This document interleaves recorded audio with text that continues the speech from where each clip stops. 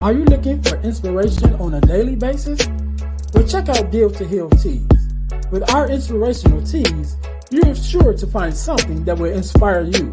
Just go to dealtohealtees.myshopify.com. That's Deal to Heal Tees. Put some inspiration in your situation. Wear inspirational tee and be inspired all day. That's Deal to Heal Tees at dealtohealtees.myshopify.com.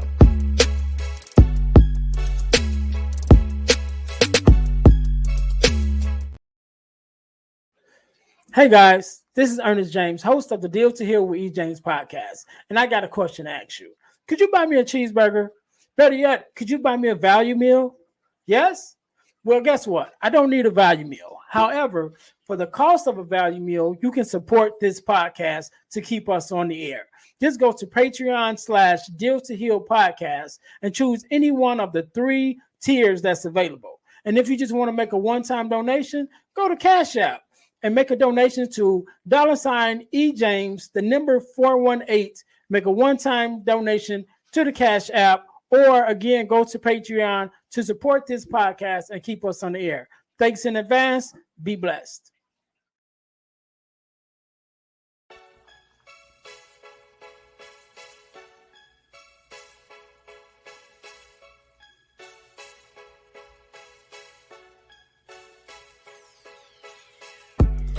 Welcome to Deal to Heal with E. James podcast. On this podcast, my guest and I will discuss topics and ways to help us to heal in every area of our lives. I believe that everyone can live a life that is happy, healthy, and whole. So I'm on a mission to help people to deal, heal, and fulfill. Deal with your problem, heal from the pain, and fulfill your purpose. Thanks for tuning in. Let's get to it. Welcome to the Deal to Heal with E. James podcast. I am your host, Ernest James, and I believe that everyone can and should live a life that is whole, healed, and healthy. And therefore, I'm on a mission to help people to deal, to heal, and to fulfill, to deal with your problems, to heal from the pain, and to fulfill your purpose. Thank you guys once again for tuning in to the Deal to Heal with E. James podcast. If you haven't already, make sure that you listen, like, subscribe, and share the podcast on all of your social media handles, social media platforms. Definitely on our YouTube. We want to get those numbers up, but we're also on Facebook, Instagram, TikTok, all those places you can find us. And do me a favor. If you love the content that you have, don't keep it to yourself, but share it with someone else. All right. So I just want to thank you guys ahead of time for sharing and for also being listeners. And also, I want to tell you guys how you can win $100 from the podcast, but you have to stay until the end of the podcast in order to get that information. So the next thing we want to talk about real quickly is our product of the week. So our product of the week is our ebook, From Males to Men, the 3 Steps to Walking into Manhood. You guys can see it. I printed out a version of it, but it is an ebook, and it is available. It is available at ebooksbyejames.com. What did I do? Did something. There we go. It is available at ebooksbyejames.com. I made the name real easy for y'all to remember, so y'all can check out the ebooks. There are 3 ebooks that are available now. We're working on more, so make sure you guys check that out. Also, check us out on our website, dealhealfulfill.org. On our website, check us out. We have a lot of information there where we find information about the podcast, about speaking events and things that I have going on, and also about hiring me as a speaker if you want me to come into your school or organization in order to speak. You can find it there at dealhealfulfill.org. All right. So, guys, today, just like any other day, we are blessed with the guest, Mr. Mathis. How you doing? Man, what's up? Excited to be here. Great intro you had. Looking forward to rapping with you. No problem. First of all, let me say to you, thank you for being here, because you could have been doing anything else, but you took out time to be here with me and my listeners, and I definitely appreciate it. So I want you to know that up front. So first thing first, I know you're a girl dad. And just like always, whenever I have a girl dad on, I ask two questions to start off the interview.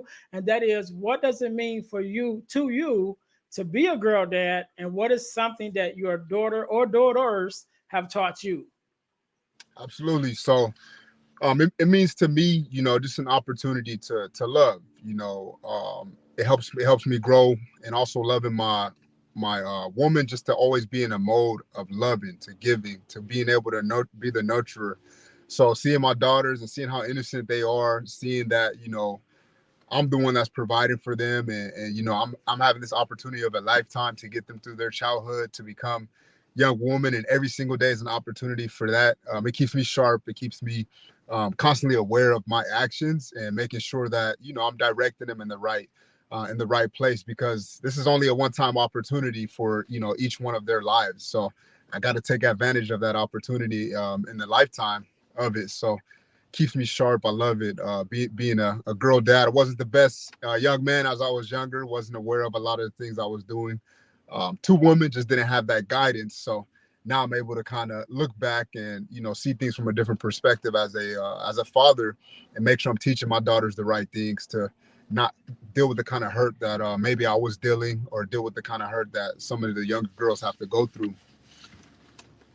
All right, all right. So tell me something that your daughters may have taught you, a lesson that you learned from them. Definitely, just to be patient. As I was saying, they help me stay aware. I'm being patient through their mistakes, and reminding myself that I'm also forgiven, so I can forgive them and be patient with them, and see them through their growth. Sometimes we get frustrated, or we want to really take action right away, but they give me my patience and allow me just to enjoy the moment, and kind of walk them through certain situations. Okay, okay. All right. All right. So now we got that out the way. Let's jump into the actual meat of the interview. So Joshua, do me a favor, introduce yourself to my listeners and tell them who you are and what it is that you do. Absolutely. So my name is Gifted Mathis. The gift that comes from my last name Mathis, which means gift of God. I was at a time in my life where I was just really trying to figure out who I was. Again, I was fatherless as a child myself. My grandpa was there, but he had his own life of his own. He never was really present and active. So when I got to a season trying to figure out what does my last name mean, who am I, God? He told me to research my name, and before you know it, my first name means salvation. My last name means a gift of God. So now what I do is I empower, educate, and equip kids to be able to live out their gift, to be able to know that earlier on. I have a child care center, some residential child cares. So I help kids. I'm a football coach at a high school. Really strong desire for the youth to have a good start, because I didn't have that, and I kind of got lost in life. And by the grace of God, I had a coach take interest in me, and counselors take interest in me to show me a different way of life. So I do my best to show the children at my center, and by directing the staff correctly, to make sure that they're getting what they need at a young age, to identify what it is they're called to do, and educate them on how do I do this. You said this is maybe what I'm well at. How do I do this? Sometimes we miss the education part. We talk a lot about certain things, but we don't really educate people on how to walk that out. So I partner with people in the community who maybe know more than myself, and then finally equip them.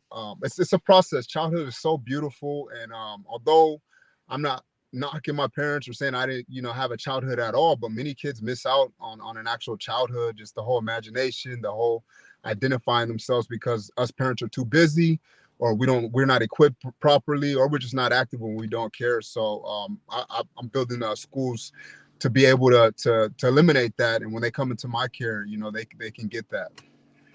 Yeah, yeah. So let's go back a little bit because you mentioned a little bit that you kind of just reflected on, not necessarily having a childhood of your own. So let's go back a little bit. Tell us a little bit about your story and your, growing up and some of the things you had to deal with, that brought you into this person that you are now. Absolutely. So my mother was in prison when she came out of prison, she had me, but throughout her pregnancy, she was in prison with me. I'm the second to last kid. So before me was four others.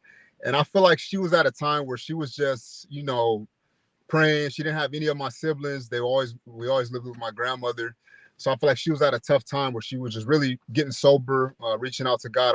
Rest in peace now. Many people have been dying from drugs, but my mother, rest in peace. But at that time, I feel like she was really just, trying to find an answer. She was really lost in her life. So when she had me, my grandmother came pick me up from Riverside County Hospital. Mother went back to prison, and here I am down back to San Diego living with my grandparents. So never really had that connection with my mother nor my father, who was the one who was selling drugs. So earlier on, kind of didn't really have that whole family structure, didn't really get to live in a household like that. My grandparents did the best they could, but again, they weren't properly educated. They weren't properly equipped to take care of my whole family. Like that shouldn't have been their job. So had a rougher childhood, a lot of violence, a lot of we went to CPS system, or a lot of things like that, getting separated, a lot of traumas that I had to go through. But eventually, I looked at my family and I said, is this going to be it? When I had my first daughter, my first child, I looked at her and I said, is this how she's going to look up to me? Like I look up to my parents, and I really had an awakening. Like I have to change something. I have to figure something out. This can't be it. I can't live my life like this and repeat the same thing over again. So, day by day, year over year, started finding other options, like people like Eric Thomas, listening to his tape, listening to speakers and saying, whoa, maybe that is possible for me. And I slowly began, by the renewing of my mind, to transform. And by the word of God, I began to transform, because I said, you know what, I'm not going to believe and live the life of these things that I said. I want to go with this, because these people are, breaking chains. These people are living successfully. Like these people are making a difference in other people. And very like you, I care about people like deeply. I really care about people. I got tired of seeing the people in my family hurt, people in my family suffering. So I said, I need to figure it out. I need to take it upon myself and stop blaming them, stop blaming others, and see what can I do on my part to make that change. So now in my life, by the grace of God, I hired many refugees in my company, taught them things.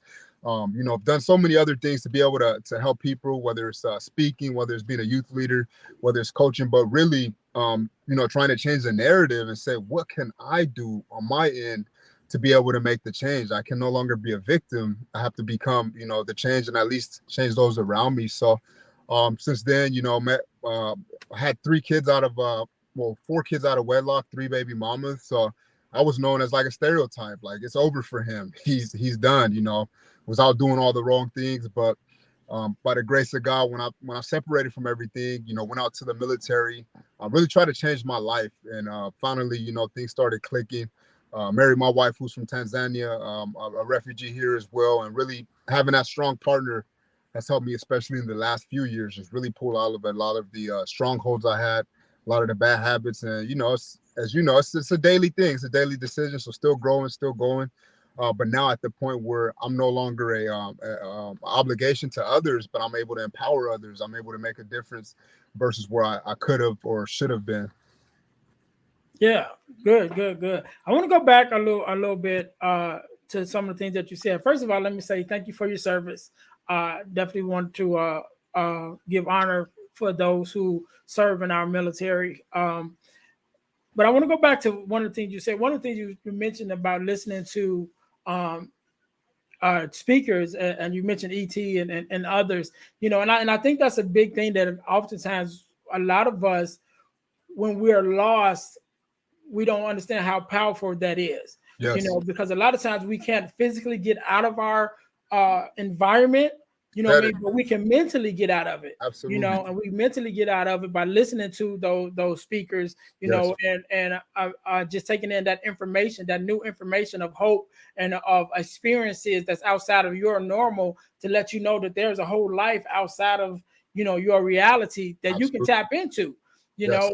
So I like to talk about that, because, a lot of times we don't have that. And I know I'm talking to some young guys myself and having a conversation with them, and they're like, well, we don't really listen to that kind of stuff or whatever. And I said, well, you don't listen to it because you won't listen to it, and so you're cutting yourself off from the opportunities, that opens up for you just by opening up your mind to the possibility of things. You know what I'm saying? When you shut yourself off from information, you're shutting yourself off from opportunities that could be coming your way. Yeah. You know what I mean? That's open to you as a young man, as a young adult, young person. You have like the whole world ahead of you. but the options that you see, if you're only looking at your surroundings and what's around you, then you're missing a whole host of information. So I Completely definitely agree. encourage others to listen to, people of the likes of Eric Thomas and just speakers in general, like yourself, like me, like, just getting that information and opening up those doors to realize that there's more to life than you may have experienced up until that point. You know what I Absolutely. mean? So I'm glad that you did that. Nothing that you mentioned that I think is important to mention, that you had to stop blaming other people for your situation. And I always say that too. We have to take ownership of our lives, ownerships of our own lives. It may be because of someone else's decisions that we are in the situation that we're in, but most of the time you can't rely on a person that put you in that situation to get you out. You know what I mean? They might have got you in it, but it's up to you to get yourself out. You know what I mean? And so I just want to touch on that because I think that that's very powerful. And real quick, let's go back a little bit because you mentioned that you was raised with your grandmother, and then your mom was around, I guess, sort of, and then she passed away. Is your grandmother still here too? Yep. So my grandmother's gone. I lost her at 15 and a half. My sister just recently, I mean, my sister and my mother as well just recently passed.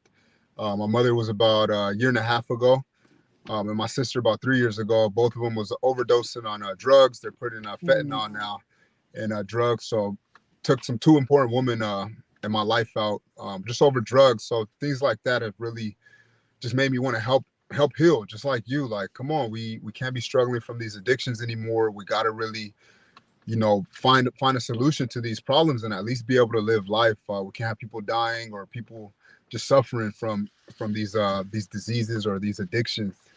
Right.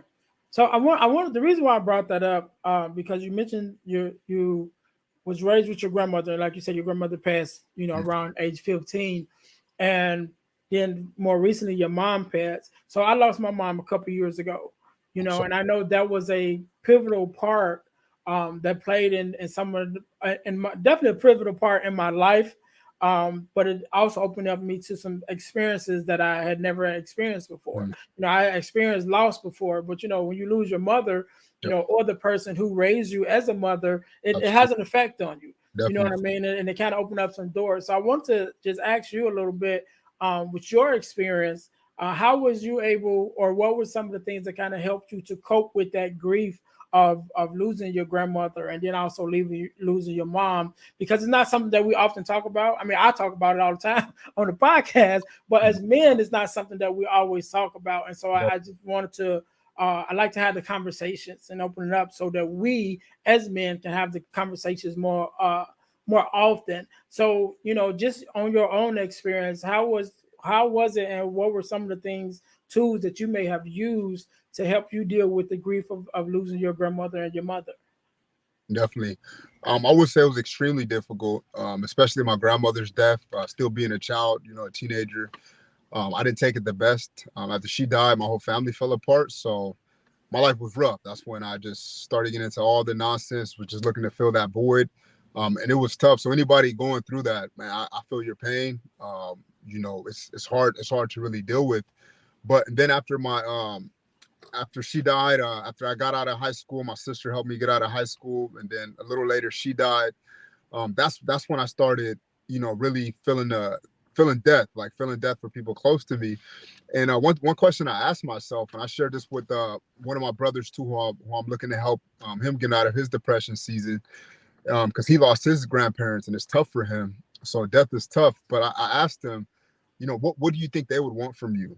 Would they want you to continue grieving? Would they want you to just continue to, just throw life away? Or would they want you to make it known and make it known that they played an important part of your life, and you continue to live the best life you can to appreciate what they did? So I live my days every single day. A part of me, making sure my sister knows that I appreciate her getting me through high school, because if it wasn't for her having a place for me, I still would have been homeless, and who knows, maybe I would have never graduated. And that lack of confidence could have led to many other bad things, because that graduation played a key part to me of thinking I can accomplish something. So same thing for my grandmother. I'm showing her that I appreciate, her taking care of me. If it wasn't for her, I don't know where my family would be. I don't know where I could have been because my mom obviously wasn't there. So if she wouldn't have been there, I would have not known my siblings. I don't know where I would have ended up at.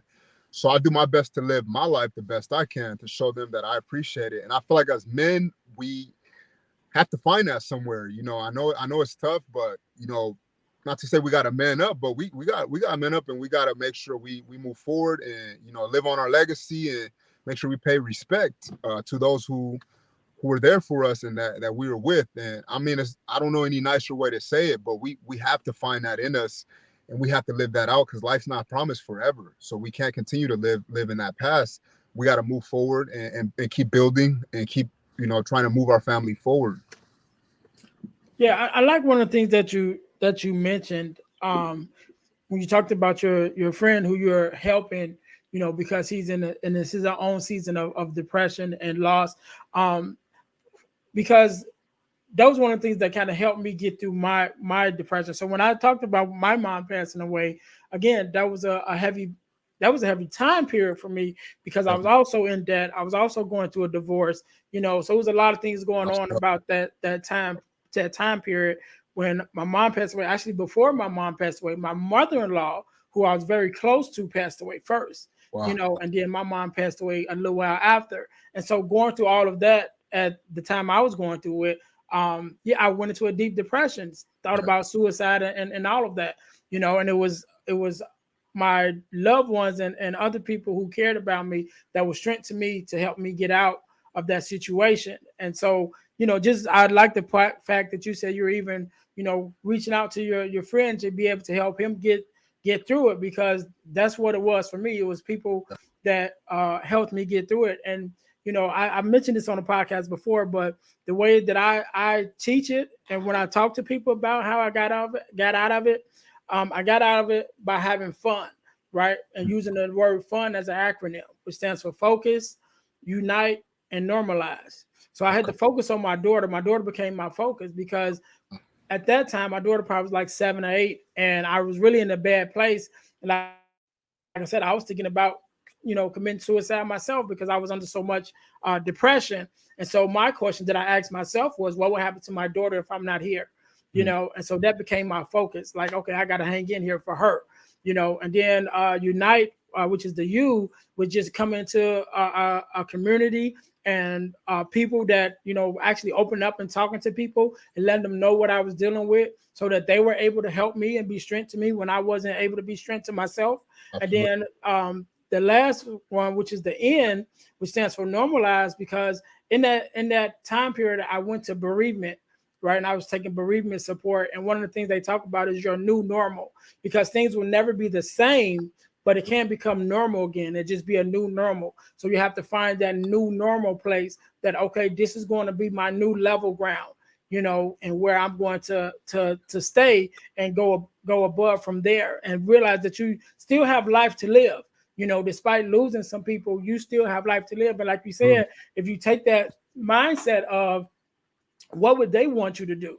Would they want you to die with them while you're still alive? You know what I'm saying? But like, no, you still here. You still have the opportunity to live and to make them proud. So you have to take advantage of that. So I'm glad that, you talked about that. And so another thing I want to talk about, speaking of which, just talking about relationships, because that right there is definitely a good example of building a great relationship with your friend, to have somebody that he can fall back on, and then you mentioned about your grandmother and your grandfather, and then not just them, but the other people who play important roles in your life, coaches and the people that took interest in you, to get you to be able to see part of what you couldn't see at first, you know what I mean? The possibilities for yourself. So talk to us a little bit about just how important relationships are and building positive relationships in your life to be able to help you get to the success you're trying to reach for.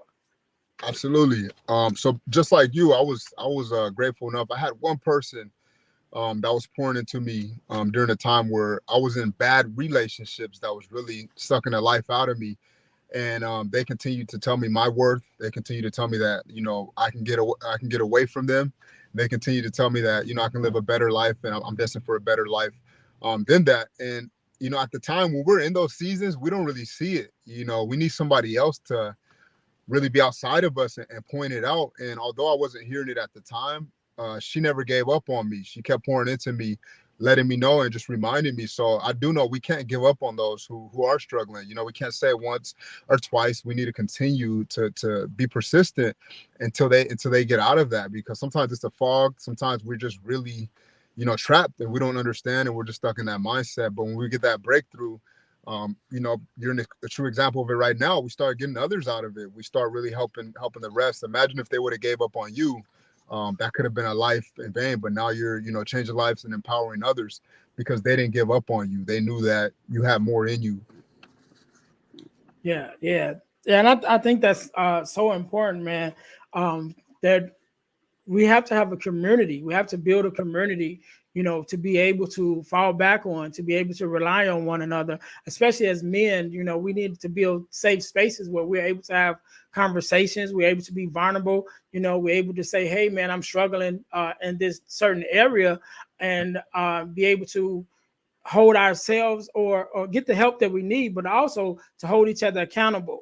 You know, I think a lot of times the reason why, you know, we fall into these bad habits and things is because nobody's holding each other accountable. Absolutely. They just kind of letting all of us, you know, letting each other do what they want to do. And then, you know, the outcome, you know, hurts who it hurts. But I think it takes a strong community of men, of people in general, but definitely of men to come together and say, look, I'm going to hold you to a certain, you know, to a certain criteria, and I want you to hold me to the same so that we can begin to do better.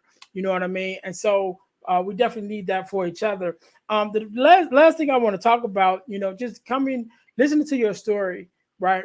And listening to how you went from, like you said, you almost didn't make it out of school, you know what I mean, at a certain point. But then after that, kind of finding your footing and realizing your worth, you know. And so I'm sure that there were some times in between that, you know, like you said, you necessarily didn't know your worth, you know, and doubted what you were able to accomplish, doubted whether you were able to, you know what I'm saying, achieve more than, you know, maybe than your parents had achieved, or, you know, to choose a different lifestyle. So tell me a little bit about even finding that self-worth, you know what I mean, and what that meant to you doing that process, and how now when you're even talking to and mentoring the children that you talk to now, how do you even pour into them to let them know that there's more to them than whatever their situation may be? Absolutely. So at the time, that was my community. Like, that was the way we lived life. Like, I remember, you know, we men here, I was a virgin at like 16, and my boys where I lived at in low income housing, everybody was asking, what's your body count? What's your body count? Everybody else had numbers. I didn't. So now on my top of my mind was going out and getting a body, which I did. That was our way of life there. Like, those are the kind of things we were talking about, until I figured out, like, it was normal. This is what I was waking up to. This is what I was going to school to, whether it was the riots and the fight, like, that was normal to me. I knew nothing else until finally, you know, when my grandma passed and I was just, you know, all over the place, homeless, just trying to figure things out. I got to experience such a suffering that I'm like, something has to change. This cannot be it. And that's when I started seeking other things. But many people get caught up in certain lifestyles because they think that's it. But once I started hearing others speaking a different way, and them getting closer to me, not just like, oh, that's ET, he's a superstar, I can't be nothing like that, but constantly hearing messages and people around me of empowerment, that's when I felt like, you know what, at my senior year, when I was at 10th grade credits, and my counselor was telling me that I'm much better than that, and he constantly stayed on me, made sure I was doing my adult school work, make sure I was doing my Apex work, and follow my classes. Sure enough, I knew that I can accomplish that because he was constantly telling me I could. Not the music I was listening to, whether the rap music was telling me to focus on X, X, and X, but I was hearing a different narrative, and I was like, maybe this can be myself.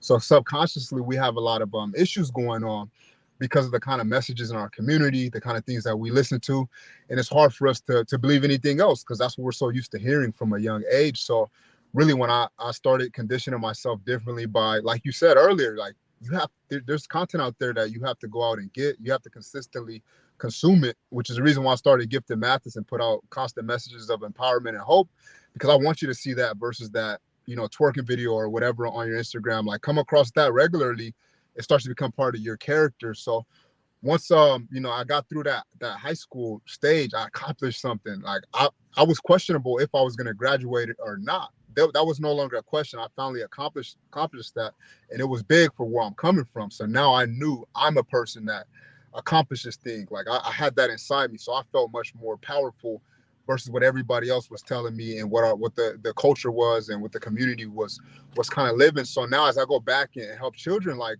that's why first I want to empower them. First, let them know, like, you have an opportunity here. Like, your life is valuable. You can actually do these things that, God has put on your heart. You can do them. Many times we don't believe we can because we don't have that empowerment. And I don't blame parents. Sometimes they're too busy. Sometimes they didn't get the right route. So I can't sit around in my life and blame parents. I'm going to step into these industries and I'm going to help these children. That's the best that I can do. That when I meet God face to face, I say, I gave it all I got for what you called me to do.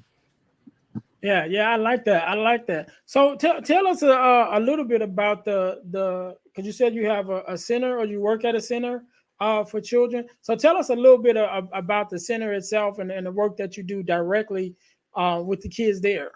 Absolutely. So I started my career in entrepreneurship as a janitor. Built up a cleaning company of 14 cleaners, doing excellent. It was good to me. Learned so much about business through that cleaning company.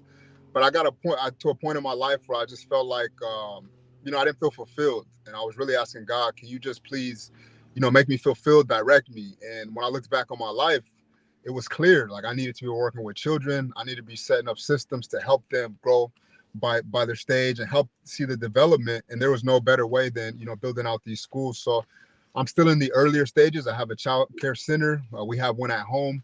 I'm going to be opening another one soon. And eventually it's going to grow into a full school, a private school, to really help individuals, discover who they are and live out their purpose. Because now that I have that, I'm so much more at peace. I'm so much more confident in what I do. And I want that for everyone. And if I can get a kid to learn that at a younger age, I can't imagine how great they're going to be in their life. So I want that for everyone, to be able to get that at a young age and continue to grow in that. Yeah, that's awesome, man. That's awesome. I definitely wanted you to touch on that, and looking forward to that, man. I thank you so much, man, for coming on, for sharing your story, for sharing your your input and your information with us. I want you to have the last word, right? So I want you to leave us with a word of advice, a word of inspiration, whatever it is that comes to your mind, how you feel you want to leave, what you want to leave the audience with, but also with your social media handles, website, anything like that, where they can find you for them to be able to follow you. So I'll give you a couple of seconds to think about that, how you want to leave us. To my listeners, in the meantime, I told you guys I would tell you how you could win $100 from the podcast. And so you can win $100 from the podcast by entering our super subscriber contest. So first thing you have to do is you must subscribe to our YouTube page, to our Facebook page, and to our podcast on Spotify. And after you've done those three things, you text the word WIN, WIN, to the number 866-326-0730 to qualify to win $100. The contest is random, so I can pick a winner at any time. And the contest is ongoing, so it never stops. So once you qualify and once you're in, you're always in, so you always have a chance to win $100. So again, you can win that $100 by subscribing, by entering our super subscriber contest, which you must subscribe to our YouTube page, to our Facebook page, and to our podcast on Spotify. And after you've done those three things, text the word WIN, WIN, to the number 866-326-0730 to qualify to win $100. And that's what you could do. Also, check us out. I know we've mentioned about our other dealhealfulfill.org website for us to check out more about myself and the podcast. But I also want you guys to check us out at theforgivenessmission.com. So this organization I've been blessed to be a part of, where we do free virtual workshops every quarter of the year. We just had one not too long ago. We got another one coming up in a month or so.